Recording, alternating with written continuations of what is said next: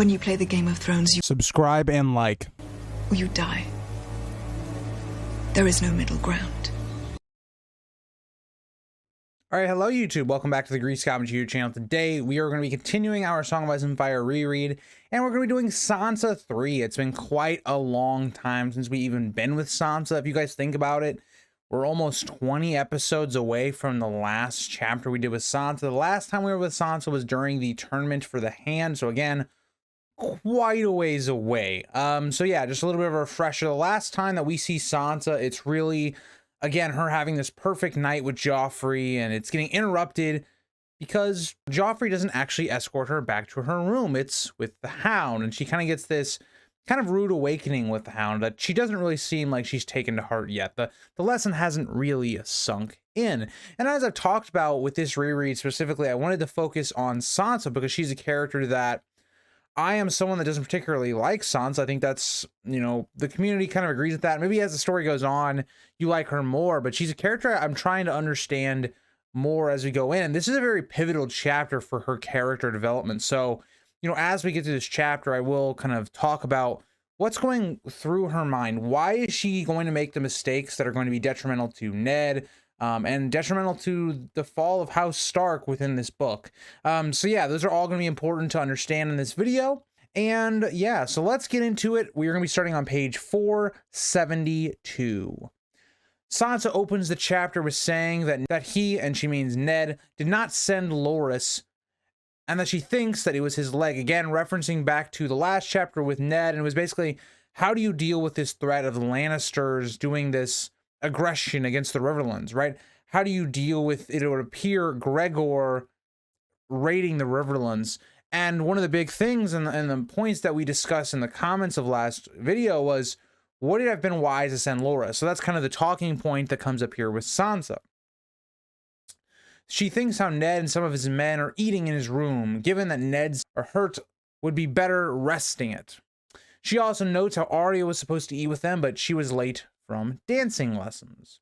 Jane pulls then asks his leg in a questioning tone, and Sansa notes how she is a pretty dark-haired girl of Sansa's age, but she continues asking what was wrong with Loras's leg. Again, Jane Poole doesn't really pick up on the context clues that she's talking about Ned's leg.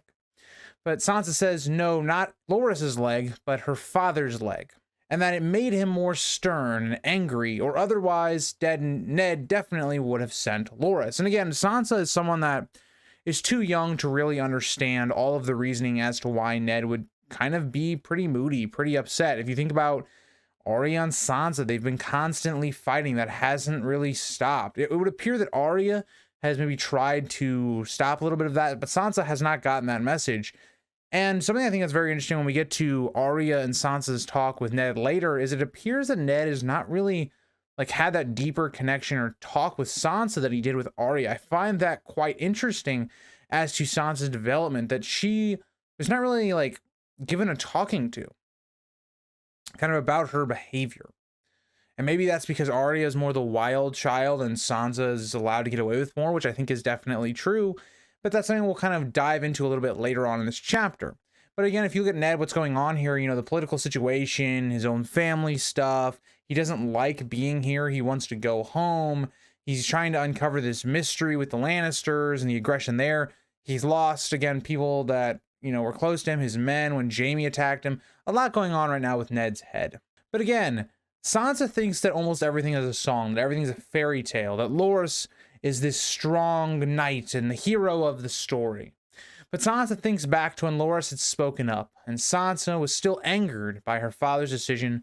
For a moment, she thought she was in one of an old Nan's tales where Loras was the hero and the mountain, the monster. Again, she actually gets angry at Ned for not sending Loras because it doesn't fill her fantasy. It just shows you really how naive Sansa is and how she's just living in these songs, these fairy tales that she's, you know, grown up, you know, listening to and wanting to be in. And it's going to, again, point to a lot of the action she's going to take, whether it be kind of in the background after this chapter or whatnot. But yeah, Sansa is just someone that just has not really figured out what reality is, right? Where Arya is the complete difference, where Arya understands a lot of the reality. She goes and she sees the poor people. She is willing to talk to the the free riders when they're coming, south. She doesn't care about connecting with people maybe that are lower class than her.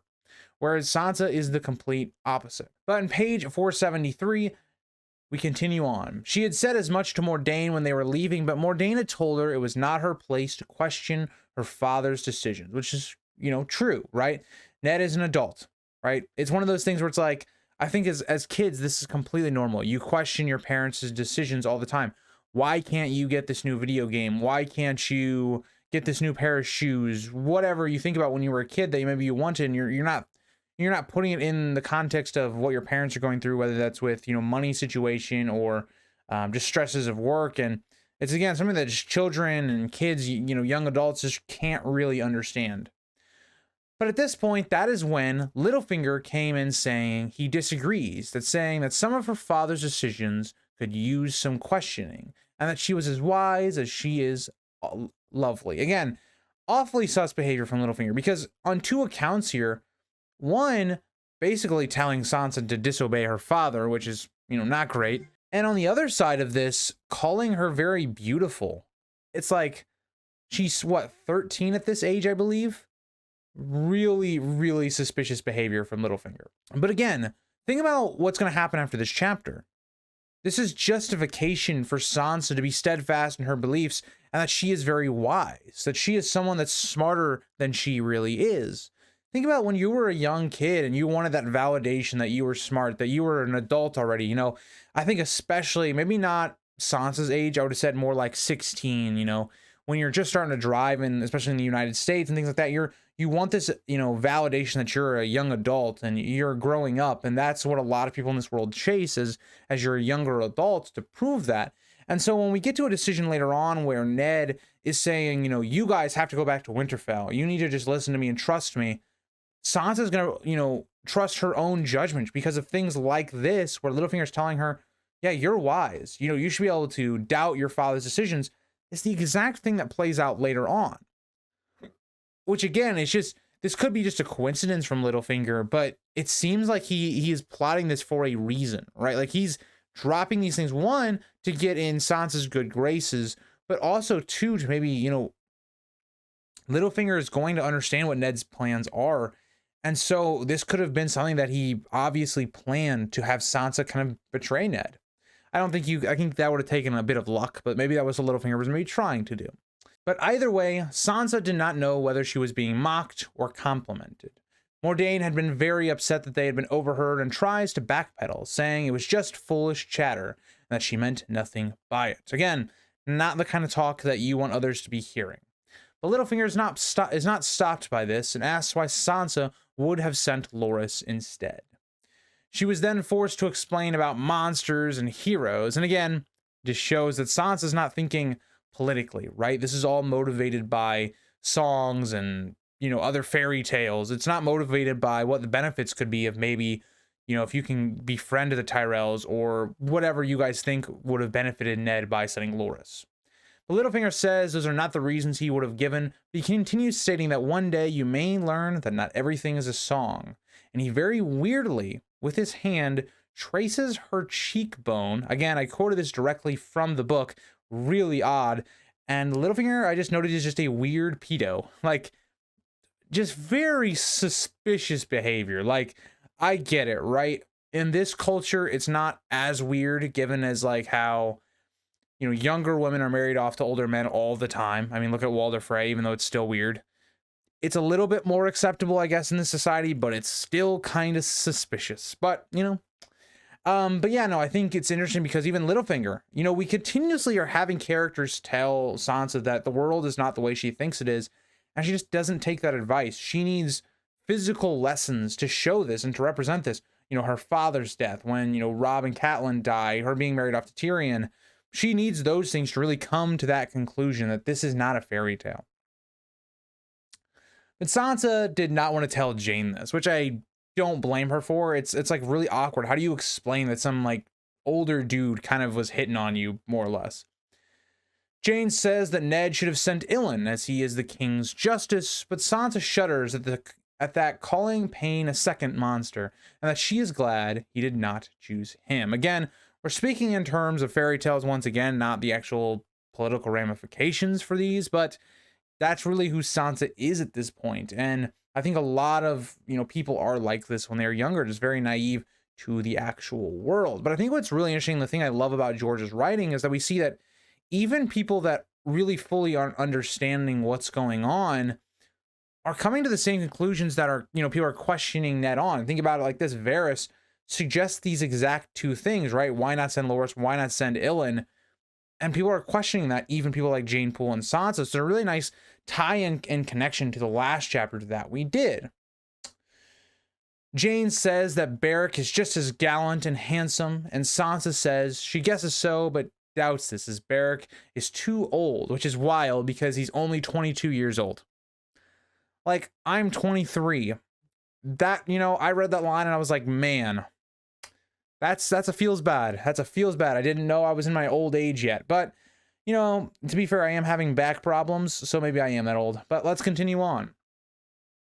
Either way, Loras would have been better. But Sansa thinks how Jane is in love with him and thinks no matter how much she swoons after him, she is only a steward's daughter and has no chance with him. Now, this comes off as very cruel thinking, but the truth about this is Sansa's right. Like, Jane Poole really does have no chance with Beric, but it's the way that I think Sansa is very much this elitist, right? She's someone that kind of reminds me like a Tywin in a way, or a Cersei in a way, where she just believes in this class system, right? If I'm higher class, or, if I'm rich, I shouldn't be interacting with the lower class or the poor, really. She is someone that's very much like that. And so, I do think it's another reason why a lot of people in this universe does not, or in this community, doesn't really like Sansa, especially early on in these books.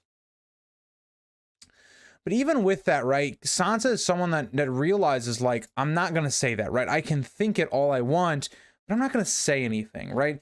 And I think, we all have that, where, maybe somebody that we know is talking about something and we know it's really unrealistic or it doesn't really make any sense, but we don't say it because it would kind of come off as, you being a dick or something like that. So, again, I think these are very human things that Sansa is feeling or thinking. But let's move on to page 474.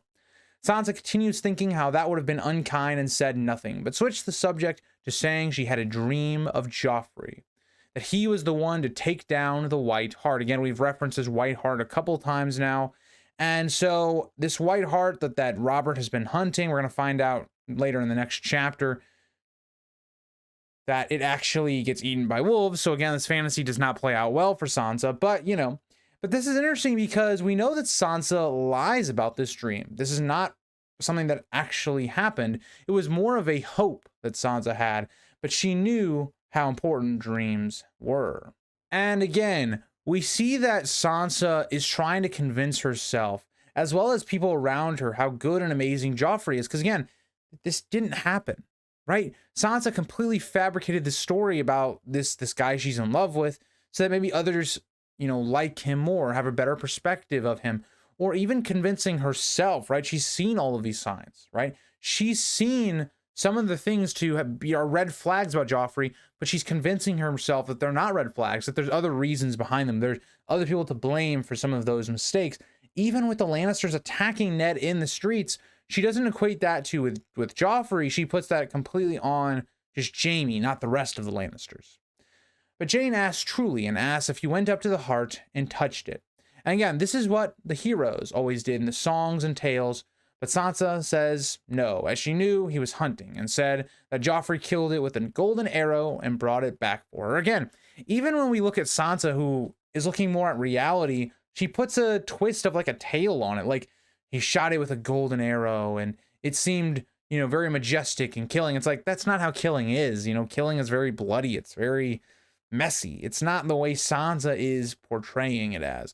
Something else I think, very interesting, the way we look at this White Hart, right, is that, when we see that Joffrey and Robert are not the ones to get it, it's the wolves, it shows a lot about their reign. And when they come to their thrones, where it's like, well, Robert already has a throne, but Joffrey having the throne, where it's like, you didn't kill it, you didn't get it, it's a sign that you are not worthy of the throne, you're illegitimate. Like how we saw in House of the Dragon with Rhaenyra and the White Hart, bowing. And in the show, it was, you know, seen as Rhaenyra is the true and worthy heir.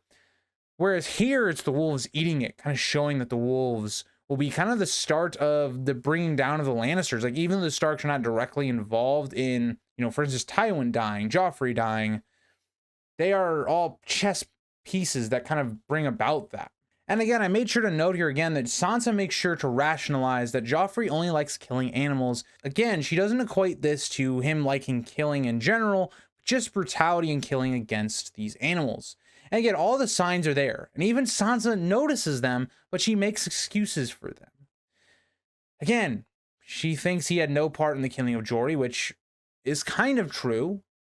And the others, which Ned was still mad about, but Joffrey had no part in them again. And again, let's remember something, that Joffrey was part of the reason Micah and Lady die, but he's going to blame other people, right? And at a certain point in this chapter, he's going to blame Arya for Lady's death. And Micah, he's going to blame the Hound for. So again, none of these seem to equate to Joffrey, and that's the way she's going to go about this. Again, something to notice about when we talk about Jory's death and the others is that she notes how Ned was mad, but she doesn't note that she is mad, right? It shows like there's this wavering loyalty, right? Where Sansa is someone that, how is she going to be mad at the queen, who is basically who she wants to be? Joffrey, who she's in love with, she's not really mad. She doesn't have really any feelings towards Jory like the others, right? Like Arya is deeply affected by this. We see characters like Bran and Robb are deeply affected by this, but Sansa, it appears, isn't. Now, this makes sense based upon the fact that Sansa really has no liking to swordplay or any of the things that Jory would have been, you know, teaching. Again, the tomboy type stuff, taking them fishing. Sansa would not have interacted with Jory nearly as often as someone like Arya, but you still would have thought, like, as being the captain of the guard, she would have interacted with him in like a decent amount to have some sort of feelings toward him, but she does not, apparently. Jane then blurts out that she had seen Arya and she had been walking on her hands in the stables. Why would she be doing something like that? But again, Sansa has no idea why Arya does anything. It seems like everything Arya does is meant to really embarrass Sansa. That's how she kind of sees it. And even thinks that she hates stables and the smells. And even when she goes riding, she gets the stable boys to bring the horses out of the stables to her. And again, we see quite a lot of privilege here. Like, Sansa's not even willing to go in a stable. She literally has to have someone else, like, bring out her horse and everything. And it's like, it really just shows you the difference between a character like Arya and Sansa, who Arya would hate someone doing that for her. She then asks if Jane wants to hear about court or not, and Jane says she does. Sansa notes how there was a black brother, Yoren, who Sansa had disliked as he smelled really bad, and he was very unkept and did not really look that appealing. He had been asking Ned for men. Ned had asked if anyone wanted to take the black, but none did. So he gave Yoren leave of the dungeons. Now, curiously, Sansa at this point thinks about Jon and notes that if this was his company, she felt bad for him. And really the first time we ever see Sansa show sympathy towards Jon, right? It seems like all the others, right? You know, Bran, Rickon, Arya, Robb, all of these people that are considered like Jon's siblings have fairly good relationships with him outside of Sansa, but even Sansa in this moment kind of pities Jon. Now, I will say, even in her own mind, she still calls Jon, where she calls Jon a half-brother. It's not one of those things where she's like, oh yeah, he's a family member to me. She's just kind of recognizing what he is. And again, it's kind of, again, more of that kind of elitism, classism, where Jon's a bastard. He can't be on the same level as me, and I can't really view him as a brother.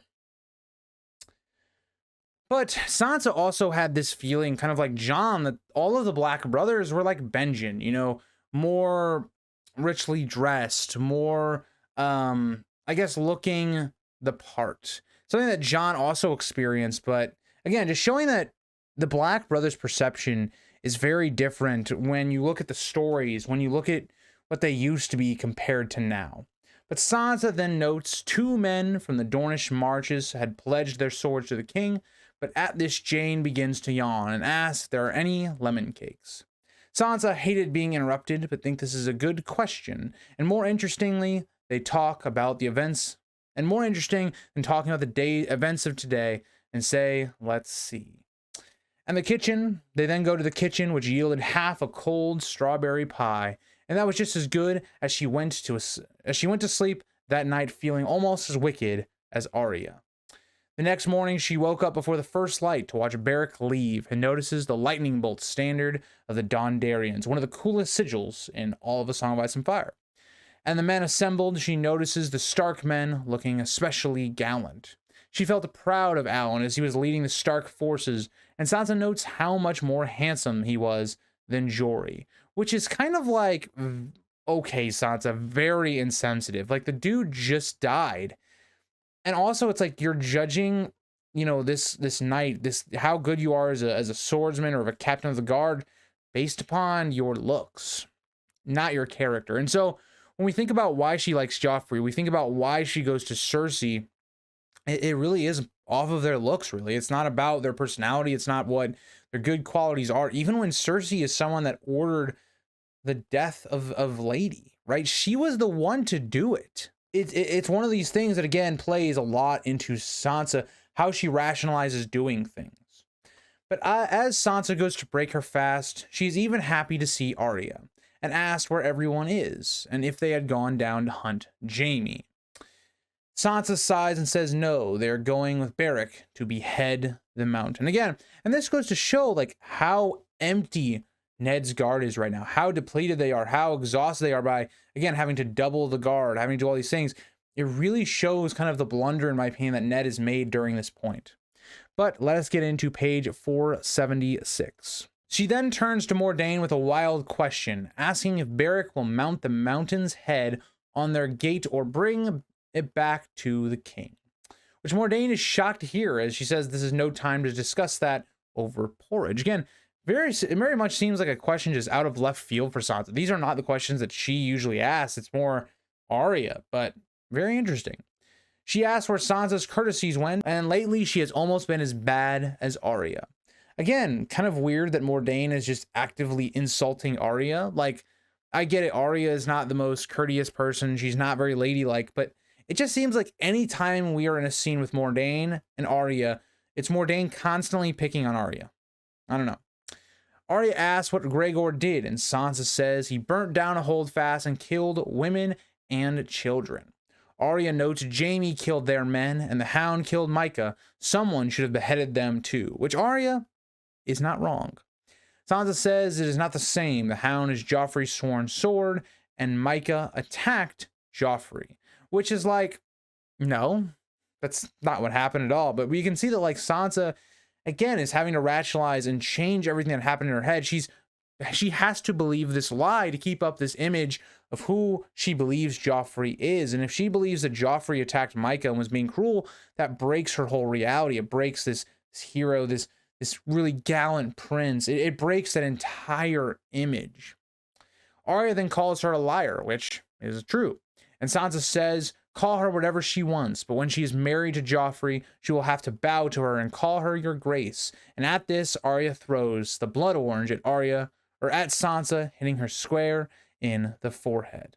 Again, we see that Sansa is someone that is not unlike Cersei, where Sansa wants the power, right? She wants to be someone that has power over people to make them do things. It's just some of that, there's a lot of similarities early on between a character like a character like Sansa and Cersei, and you really see it in moments like this. And Arya does what she does, right? Arya is someone that when words fail her, she goes to, physical stuff, right? She's more of that tomboy type. And when her defense mechanism is more, throwing a blood orange at Sansa. Arya then tells Sansa she has juice running down her face, your grace. Fantastic line. Sansa notes this and looks to clean her face, but she notices the damage the orange has done to her dress. She remarks how horrible Arya is and says they should have killed her instead of Lady, which is a wild thought. Again, given the last conversation we've seen between Arya and Ned, where Arya, is basically told by Ned, we need to stick together. We can't keep fighting. We've come to this dangerous place and all that. And it definitely is very apparent here that Arya is struggling with that lesson from her father. But at the same time, this talk was not given to Sansa at all, right? Some of the words she's saying, wishing her sister dead. And, we're going to see a bit of that. This is kind of a bit of foreshadowing to a lot of people Sansa loves are going to die, right? You know, her best friend Jane Poole is going to be captured, and she's not going to see him for a while. Maybe she sees her in Winds of Winter. You know, Mordain is going to be dead. You know, Ned is going to die. Robb is going to die. Catelyn is going to die and then come back as Stoneheart. So, you know, Arya is going to go missing and is going to be presumed dead. It's one of these things where Sansa's going to maybe, you know, regret these words later on. And I also kind of, you know, pointed to this idea that I think this blood orange and, you know, the stain it puts on her dress almost kind of like seems like this misguided version of Sansa's reality where everything is supposed to be beautiful and everything is perfect and there's no bad in the world. This kind of represents that smear on that. And it kind of, especially when it comes from Arya, who's someone that understands all these things, it seems like the perfect representation of Sansa's misguided reality.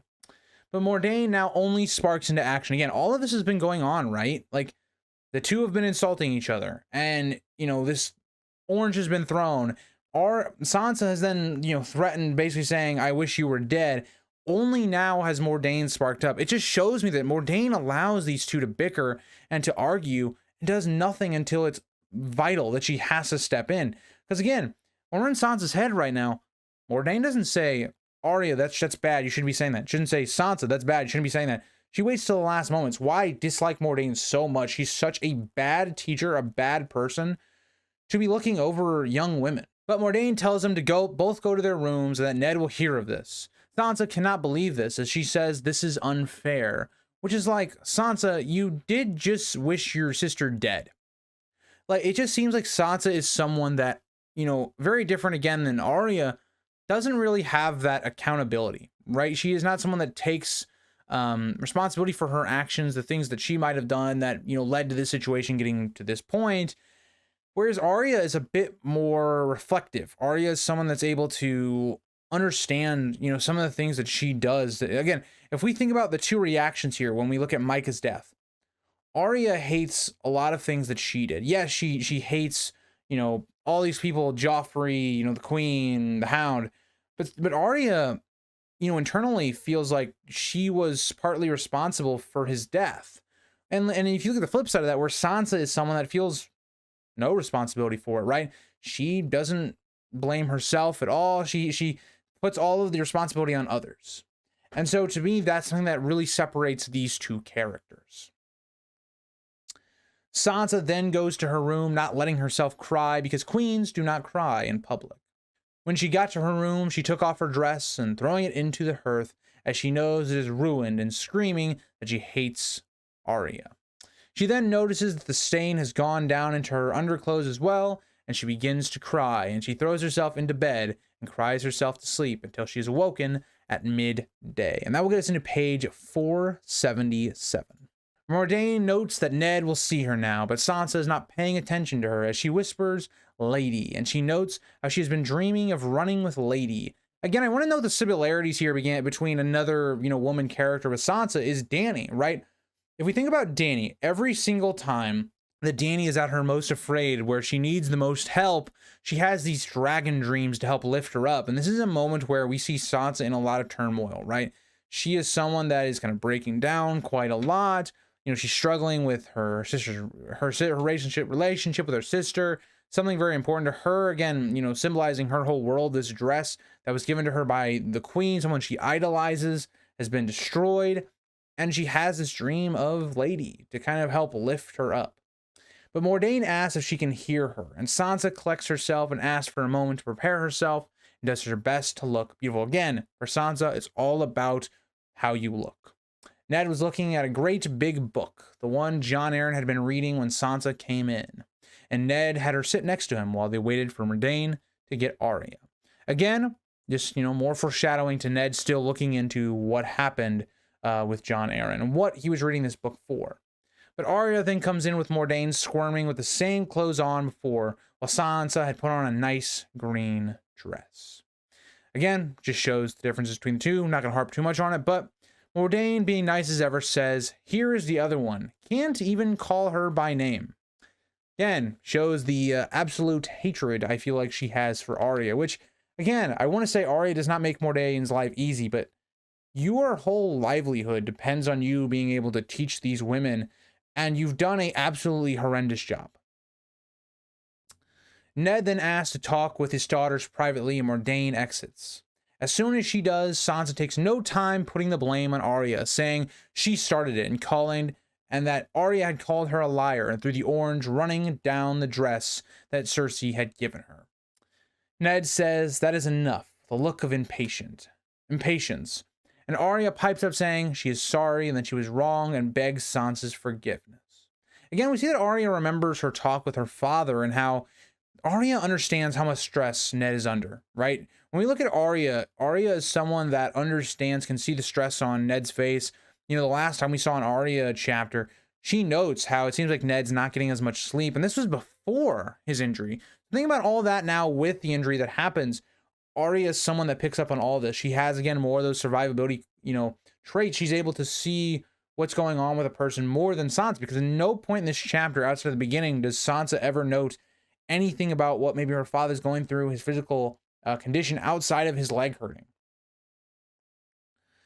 And Sansa is very much startled by this, but finally she responds with, "What about her dress?" And that gets us into page 478. And I also want to point out, Sansa is not going to act very nice to Arya the rest of this chapter, but I want to point something out as to why that would be. If you are Sansa, you may be thinking that Arya is trying to play the victim here, trying to play innocent, gain favor with her father, with Ned. She could be, again, just playing a joke on you. There's so many things that maybe could be going through Sansa's mind, but you would think Sansa would reply in a bit of kindness, right? That Arya is taking some accountability. Maybe Sansa would, fire back saying, maybe, she shouldn't have said what she said and all those things, but that's not what happens, right? Arya, responds, again, trying to give solutions to help Sansa, saying that maybe she could wash it, to which Sansa responds, she cannot, even if she scrubbed it all day, it is ruined. Arya then tries again, saying maybe she could sew another one, to which Sansa says she cannot sew well enough for that. At this, Ned interjects and tells them he did not call them here to talk of dresses, and informs them he is sending them back to Winterfell. Now, this is a big shock, right? This comes out of nowhere for Arya and Sansa. At no point has this been hinted to by the two, or by Ned, and so when you look at this is almost earth-shattering for both of them. Sansa's eyes begin to water, and Arya says they can't, and Sansa agrees, saying, "Please don't." Ned looked at them with a smile and notes how they finally agree on something. Sansa once again says she didn't do anything wrong and that she did not want to go back. She loved King's Landing and all the richness of its tourneys and lords and ladies. It was almost magical. Again, we see that there's two different reasonings here. So Arya is more because, she doesn't want to leave because she loves her lesson she's getting from Syrio. She's starting to learn a lot. She feels like she's progressing. And if she goes back to Winterfell, well, there's no Syrio in Winterfell. And on Sansa's side, she's going to miss all the pleasantries, all of the, and things that you're allowed to do in King's Landing. King's Landing is the capital of Westeros. You're going to have singers, you're going to have entertainers, things like that. You don't get that in Winterfell. And again, Sansa continues going in on Arya, saying to send Arya back. She had started it, and that she will behave really good, as noble as the queen, which Ned noticeably winces at hearing. Again, just more of this foreshadowing that Ned doesn't like the queen, and Sansa idolizes the queen.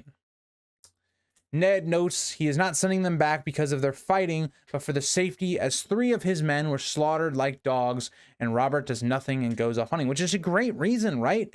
Your own men just died. I get it, right? They're just soldiers. It's not going to be as big of a deal if you look at it in the eyes of Robert. If your hand, right? If his daughters are killed, that's a big difference, right? It's a big difference, but still, it's better to be safe than sorry. And Ned sees the tide of danger coming. Arya nervously chews her lip and asks if we can take Syrio with them. At this, Sansa is infuriated because in her mind, it's like Syrio is the least of their problems, right? Sansa's leaving behind her entire world at this point. But Sansa notes that who cares about her dancing teacher? She then remembers she is to wed the prince. She can't leave. She tries to basically play an Uno reverse card here on Ned, and Ned just doesn't care. But she continues going that she loved him more than Nerys loved Aemon the Dragon Knight, which is interesting because that's a rumor, right? Which is really weird because if you believe that, you actually give quite a lot of credit to the Blackfyre Rebellion, because if that is true, Daemon Blackfyre would have a legitimate claim to the throne. He's, again, the bastard that had Blackfyre, and in this situation, Daeron the Good would have been a bastard. So interesting that that's actually believed here by Sansa. And then she also notes Jonquil and Florian. So she wants to marry Joffrey and have his babies, which is wild because Sansa really plays into this, again, how women are supposed to be in this society, how they're brought up. Your main goal was to give children to your husband. We look at Alicent from House of the Dragon or the Fire and Blood era. That's what her whole like first 5 episode arc, the young Alicent arc, is really about. The concept that we're talking about here with Sansa. But again, think about this from this point of view. Sansa, I believe, is only 13 when she says this. It really just shows how young she is and how fast that these people have to grow up. That will get us into page 479. Ned then gently says that one day he would find a good lord and match for her. This betrothal to Joffrey was a mistake and that he is no Aemon the Dragon Knight, which is 100% true. Everybody can see it except Sansa. And Sansa insists that Joffrey is the only one that she wants, and that one day he will be king and her queen, and that she will give him kids with golden hair who will be great. Again, pointing to this idea that the Lannisters always have that golden hair, something that's going to be very important for Ned to understand. Arya then makes a face saying, not if Joffrey is the father. Anyway, he's a liar and a craven, and he's a stag, not a lion. Again, remember, Joffrey apparently is Robert's son, so he takes the Baratheon name, not the Lannister name. Sansa screams that he is nothing like that fat King Robert, which gets a strange look from Ned. And this is one of those weird moments where if on your first read, or maybe even your second reread, you might not notice this, but this is the moment that Ned puzzles it all together. Something clicks in Ned's mind where he's like, wait, that's a great point, Sansa. Like, he isn't like Robert at all, which is very suspicious. And then you start thinking about the other kids and you're like, huh, none of them look like Robert either. They all have the Lannister more slender build outside of Tommen. Tommen's kind of he's a pudgy king, but you know, all the same. None of them really have that big muscular vibe to them. None of them have kind of the Stannis or Renly or even Robert look. So it's all kind of coming together here in Ned's mind. Ned then says he's looking for a fast ship to take them back to Winterfell as it is safer, and tells Arya that yes, Syrio will come with them if he accepts coming into their service. He then lastly tells them to tell no one of this. Very important, because Sansa is not going to follow that. Sansa then thinks her life is over. She will have to go back to the dull life at Winterfell, away from the tournaments and splendor of the South. Again, Sansa is not understanding what she has, right? She has her family, you know, and she's going to throw that all away because she enjoys these pleasantries. She enjoys this dude she barely knows, this queen that, again, is the person that got her direwolf killed. She's not thinking of these things, and it's, you know, we've talked about in this chapter specifically why all these reasons as to why she's going to betray Ned and go to tell this to Cersei, because she idolizes Cersei. She's been told in this chapter to think over her father's decisions because a lot of them maybe aren't good decisions by Littlefinger. That's what he says. And so a lot of that's going to be put on full display, the desperation that Sansa's going to have to want to keep this life and not go back to Winterfell.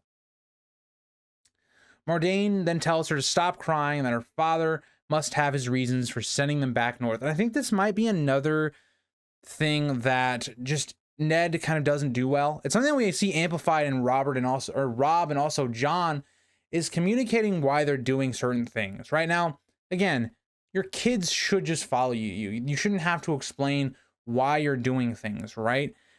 But maybe if, you know, because this is such a big decision, it's something that really Sansa's upset by, Ned should have sat her down, you know, and been more like, okay, this guy's not good for this reason, and kind of tried to help her understand this more. But I don't know. I mean, I think Ned tried, and even then Sansa didn't really accept what he was thinking. I think Sansa was so set in her ways that there was no real talking that was going to save kind of her reality of the world. Arya continues, again, even after all of this, where Sansa has been rude and, you know, very unkind to Arya, Arya still tries to comfort Sansa, saying they will be on a ship. It will be their own adventure, and they will see Rickon, Bran, Robb, Old Nan, and Hodor again. Again, just trying to comfort her. But Sansa is not pleased by this, as again, she's taking more of her anger and grief out on Arya. And she tells Arya that she should marry Hodor, as she is as stupid, hairy, and ugly as him. At this point, she goes into her room and bars the door. Yeah, a very not great ending here for Sansa. I mean, it's a very clear reason why not a lot of people like her as a character early on. She's kind of the opposite of Arya. I think everybody loves Arya early on, especially. And there's Sansa, who's the polar opposite of Arya. And, you know, she has a lot of reasons for the way she feels, but she is someone that's just so naive that just, she thinks she's so much older than she is, and it makes her make detrimental decisions that really impact the way the story goes. So, thank you guys all for watching, and guess what? Next week will be, again, the Win or You Die chapter. Very close to my heart, as it is a chapter in which this channel has taken a lot of inspiration from. I guess, again, my intro, I know you guys like my intro, comes based upon that little exchange from Cersei and Ned. So excited to do that chapter. Again, we're really heating up into the story, and I'll see you guys all in the next one. Bye, guys.